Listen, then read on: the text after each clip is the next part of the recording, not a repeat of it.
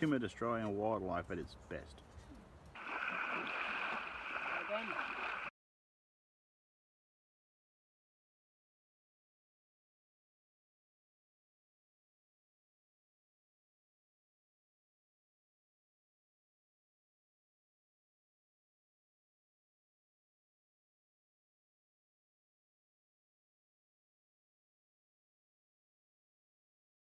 Hi guys, it's Mike here from KS Bushcraft Down Under. Today I thought I'd rattle you out a review of the Eagle Products Campfire Kettle. So this is the 0.7 litre version, as they call it. It's a stainless steel, has a copper coating on the base. It's a real little gem. So it's supplied with this little drawstring bag.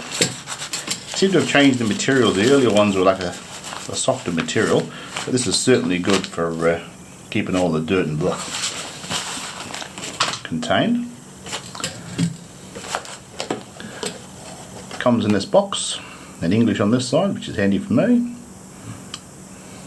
Designed and developed in Norway. Doesn't say it's made there. You will love this kettle. Enjoy warm drinks outdoors, coffee, tea, hot chocolate, or boil water for a meal. So at this size, it's big enough to boil enough water for any size of freeze-dry meal. So I do have the larger version, and I love it. It's become my go-to car camping kettle. So this is at a year of hard use, so you can see it changes the colour on the base. The rest of it's brilliant. Prior to this, I always used the Trangia kettles, and I had over 20 years use of them before they started to leak. So I won't knock the Trangia kettles.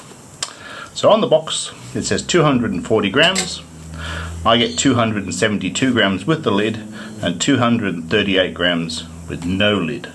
So I'd say they're giving you a weight without the lid. So the lid's not tight fitting, it just drops in. It's got this little notch in it to hold it upright, which is handy if you want to lift it off with a stick. So it's a volume of 700 mils. So I filled it until it was nearly coming out the spout, but the lid still went on, which is nice. I've got 810 mil, so bigger than it's claiming. Yeah, 18/8 stainless, which is normal for good quality kitchen stuff. Also called 304 stainless steel. The copper coated on the base for better heat transfer. I mean, copper is about the second most conductive metal for heat, but it is only a coating. But it is brick solid. These little 2D rings, they say it's for strapping it down to your backpack. I think it's mainly for holding the handles down. So designed and developed in Norway, doesn't say where it's made.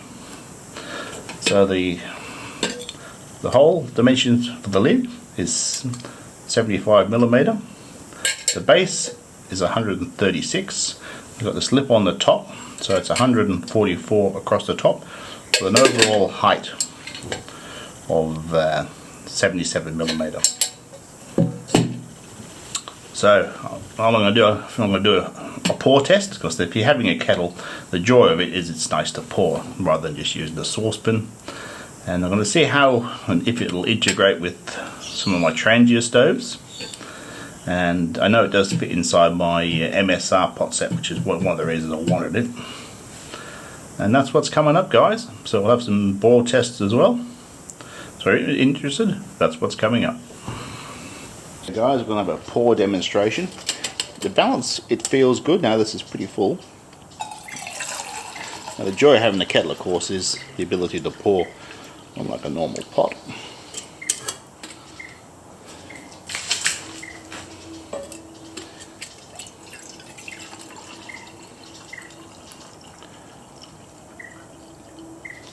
So right the way down, and I'm holding it about 90.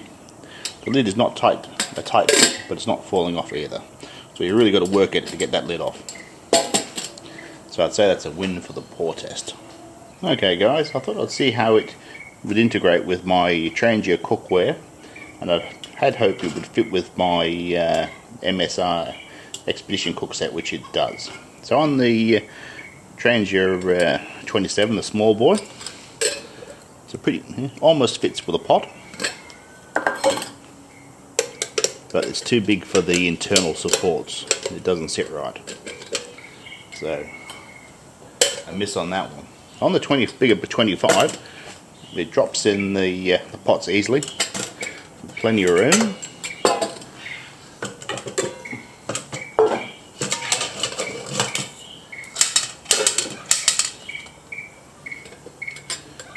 But unfortunately, too small for the internal supports. So miss on that one as well. This is my MSR one I've had for donkey's years. So this one, perfectly good fit, which is great, which is what I wanted. And the Trangia burner doesn't fit inside. I thought I might have been able to fit it in there, but we can't. So it's all good knowledge, guys. Okay guys, so I thought a reasonable test would be to use the Esbit stove. Now I know from experience that to get 500 mils or 2 cups of water to boil on an Esbit cube is really pushing the limits of it. So I've got the Esbit stove fully opened. I weighed in 500 mils of water straight out of my fridge, so it's at 4.5 degrees Celsius. 4.5. The air temperature is 17. So if this brings us up to a rolling boil,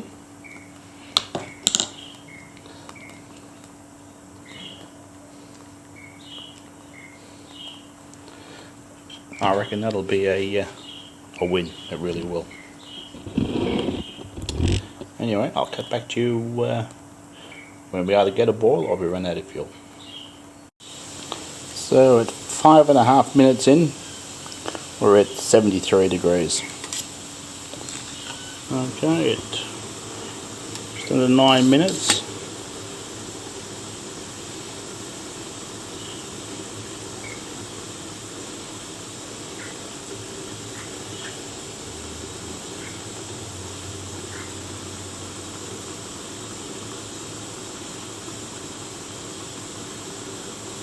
So there's the boil, 9 minutes 10 seconds. That's really good performance with an Esbit tablet.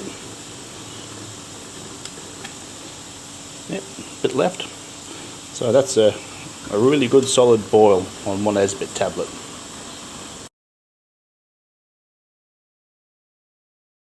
So guys, for a bit of contrast, I thought I'd use the Avenue burner. Now the Avenue burner does fit inside, so I could possibly just use the cross gate. I'll use the DX stove stand. Now we've got 30 mils of cheap meths from the supermarket. 30 mils is normally heaps to boil 500 mil.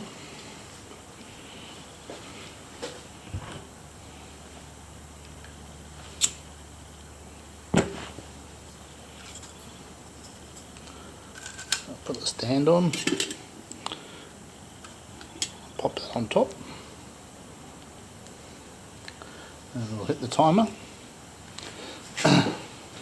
and I'll cut back to you guys when we get some action. So 4 minutes 40, we've got 96 degrees.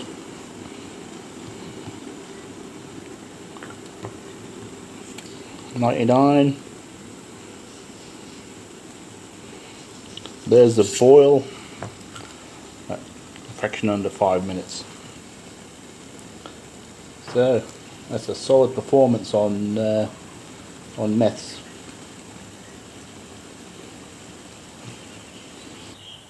So there's no liquid fuel visible in the bottom of the bowl. So that was about at the 6 minute mark. But the burner's still going. So I might redo this with the Trangia burner on the T28 stove base.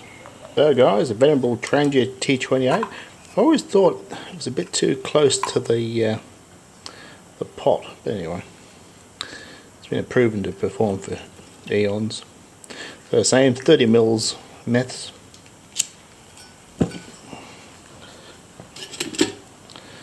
We'll pop her on. Set the timer going.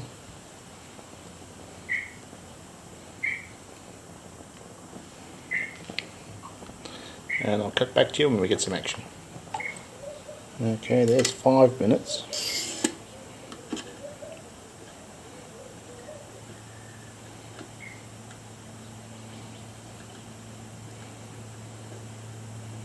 So, 66 degrees. Sound of renovating in the background.